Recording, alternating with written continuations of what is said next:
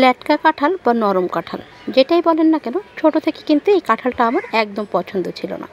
শক্ত হলে দুই এক কোয়া হয়তো বা খেতাম, কিন্তু নরম হলে এটা হাতেও নিতাম না।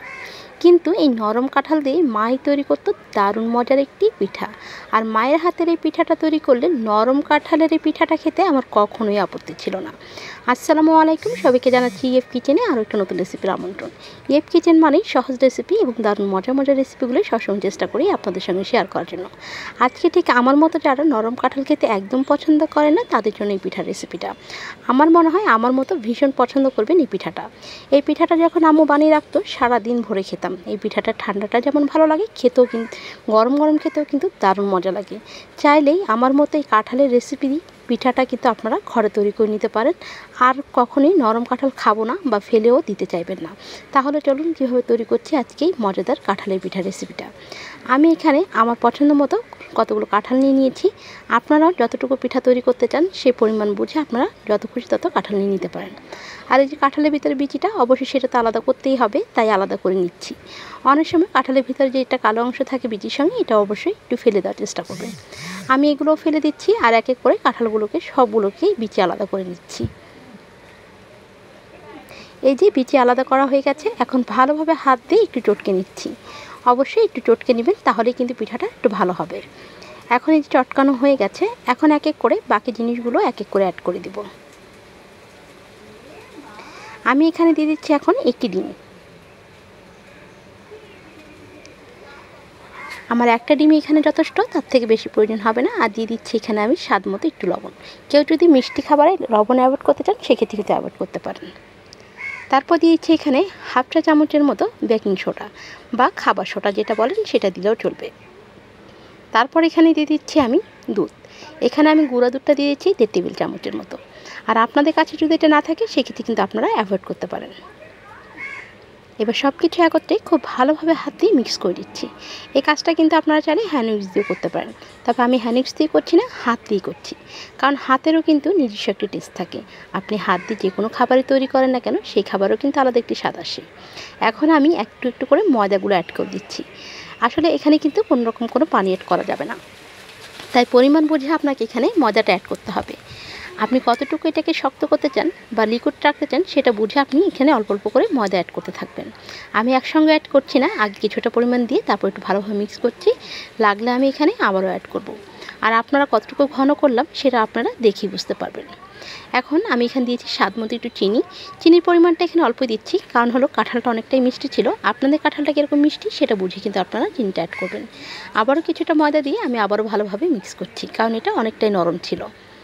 এখন দেখুন এটা কিন্তু পারফেক্ট। এর থেকে আর শক্ত করারও প্রয়োজন নেই, এর থেকে আবার নরম থাকার প্রয়োজন নেই।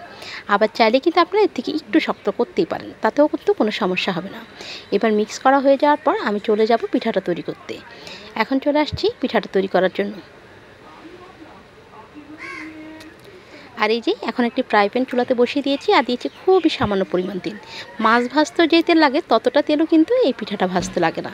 এই পিঠাটার একটি গুণ আছে, আপনি যতই কম তেল দেন না কেন এই পিঠাটা কিন্তু খুব সুন্দরভাবে ভাজা হয়।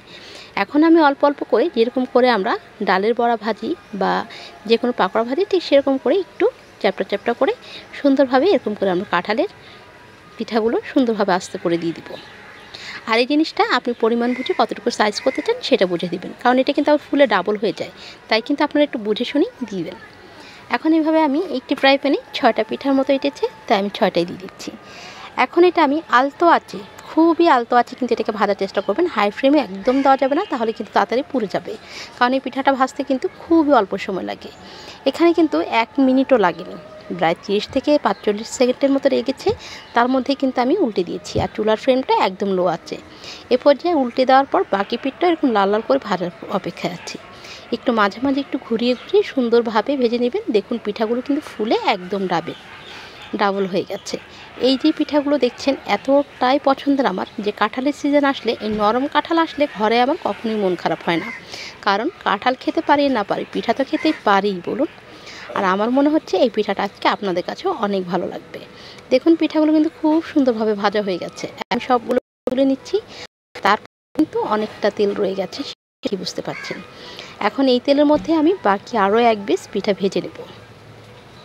আর এই পিঠাগুলো ভাজতে কিন্তু একদম সময় লাগে না। ঘরে যদি কাঁঠাল থাকে বা নতুন কোনো মেহমান আসে তখনও কিন্তু খুব সহজেই তাড়াতাড়ি করে এটা বানিয়ে দিতে পারেন। একটা পিঠা আপনাদেরকে ভেঙে দেখাচ্ছি, দেখুন ভিতরটা কীরকমের একটু সফট এবং নরম তুলতুলে হয়েছে, একটু কেকের মতো একটু ফমি ফমি ভাব আছে। এটা খেতে কিন্তু দারুণ মজা, তাই মিস না করে ঘরে যদি এরকম পাকা কাঁঠাল থাকে তৈরি করে নিতে পারেন। আর যদি মেহমান আসে তাদেরকেও তৈরি করে দিতে পারেন। আপনার এই পিঠা খেয়ে আপনার বদনাম করে যাওয়ার কোনো অপশনই থাকবে না, বরং রেসিপিটা কীভাবে তৈরি করলেন সেটাও নিয়ে যেতে পারে। কারণ আজকে আমি এই পিঠাটা তৈরি করার পর যখন খাইয়েছিলাম তারাও কিন্তু ভীষণ পছন্দ করেছিল। যাই হোক, রেসিপিটা আপনাদের কাছে কেমন লাগলো তা কিন্তু অবশ্যই জানাতে ভুলবেন না। মায়ের হাতের রেসিপি সবসময় সেরা হয়, সেটা আপনারা জানেন। আমার মায়ের এই রেসিপিটাও আমার কাছে ভীষণ পছন্দের। আজকের মতো এই পর্যন্তই। আপনাদের সঙ্গে দেখা হবে হয়তো আর কোনো নতুন নতুন রেসিপি নিয়ে, কারণ ইএফ কিচেন সবসময় চেষ্টা করে আপনাদের জন্য সহজ এবং নতুন রেসিপিগুলো শেয়ার করার জন্য। এই রেসিপিটা আপনাদের কাছে কেমন লাগলো তা কিন্তু অবশ্যই জানাতে ভুলবেন না। আর নতুন হয়ে থাকলে চ্যানেলটাকে সাবস্ক্রাইব করে পাশে থাকা বেল আইকনটা বাজিয়ে দিয়ে নোটিফিকেশনটা অন করবেন। তাহলে সেক্ষেত্রে ইএফ কিচেনের নতুন নতুন রেসিপিগুলো সবার আগে আপনার কাছে পৌঁছে যাবে। আজকের মতো এই পর্যন্তই। আল্লাহ হাফিজ, আসসালামু আলাইকুম।